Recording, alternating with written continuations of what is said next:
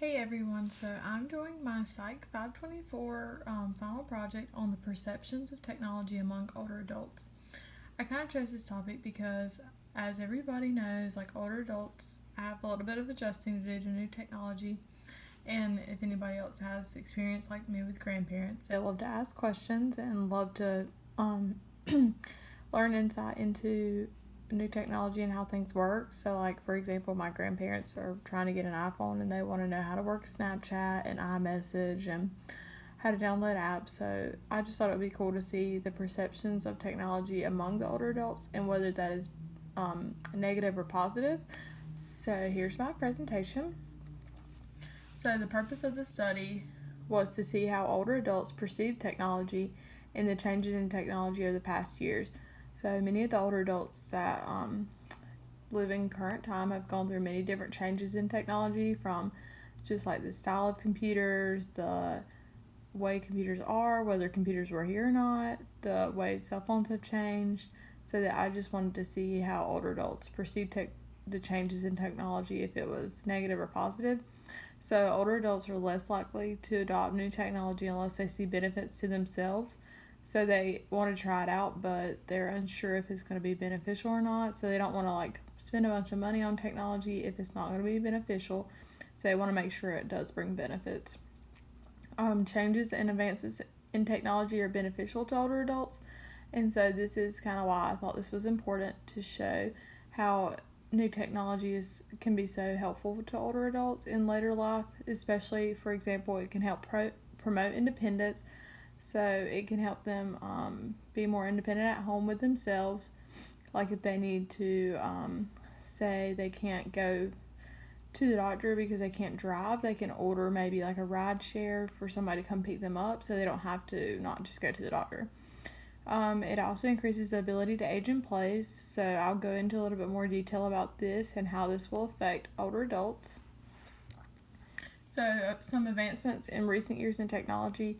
Smart homes are something new, so this picture on the right is kind of an example of smart homes. So, some of them can have like specialized Wi-Fi or specialized technology, like you could change the temperature while you're outside on like an app on the phone, or you can lock your doors or set your alarms or turn your lights off, like all these new different technology things that have happened in smart homes.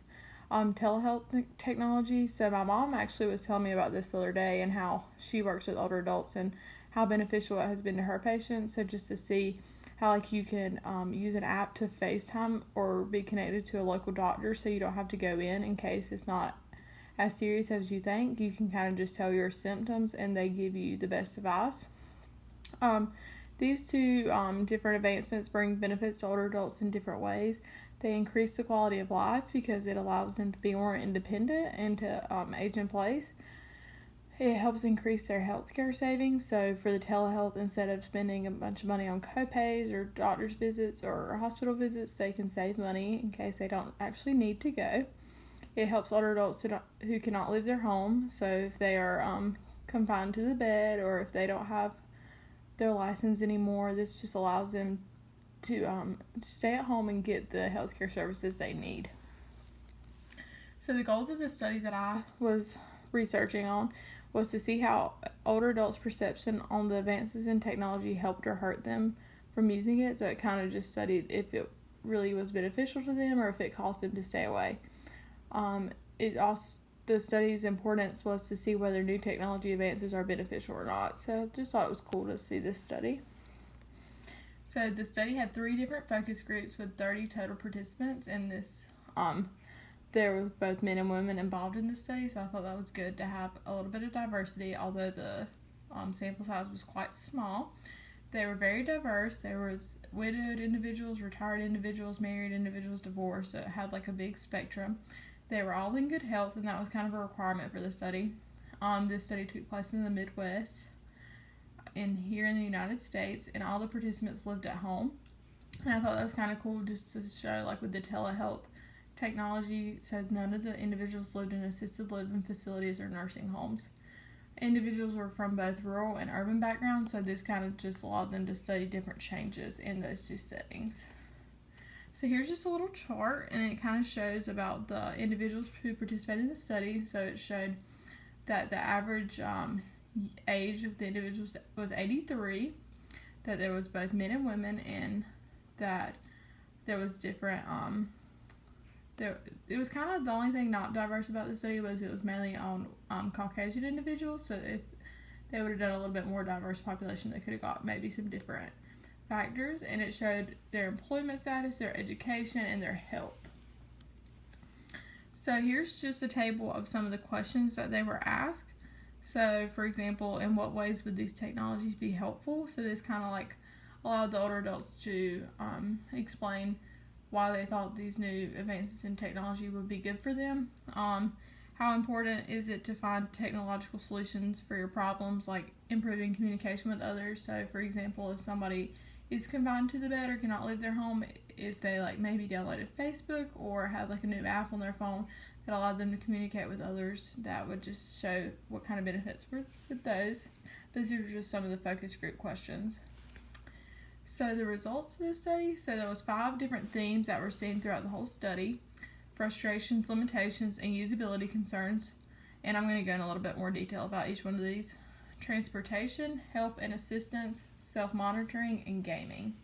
So for the first one, so some of the frustrations that individuals were just overall frustrations with technology, maybe because they didn't know how to work the devices, over-reliance on technology. So some individuals can't even like do simple math without using a calculator on their phone, so that was just a frustration.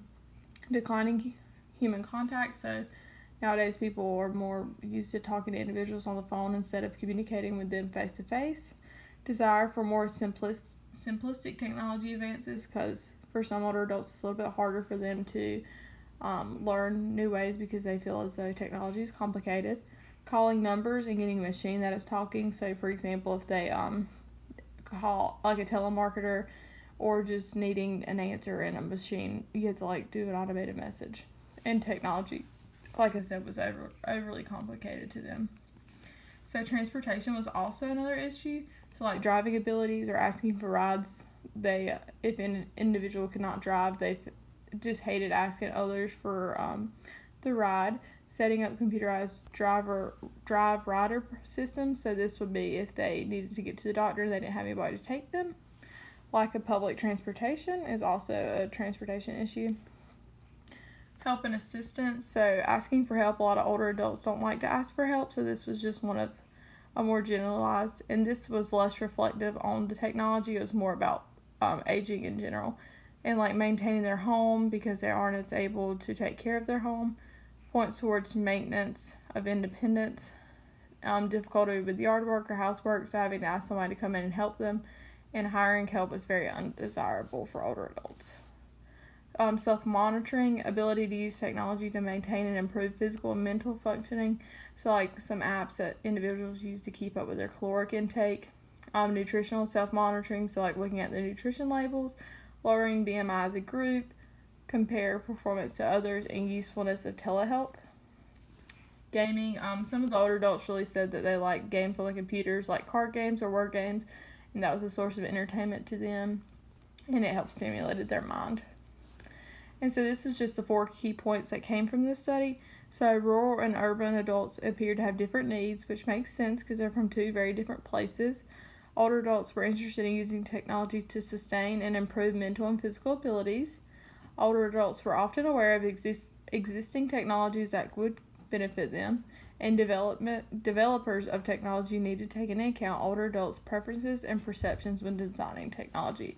So I just thought this was a really cool study to look into, and I can't wait to study it more in my final project and just to see how older adults use technology to improve their mental abilities and how possibly developers could take older adults' preferences in. And this is my video.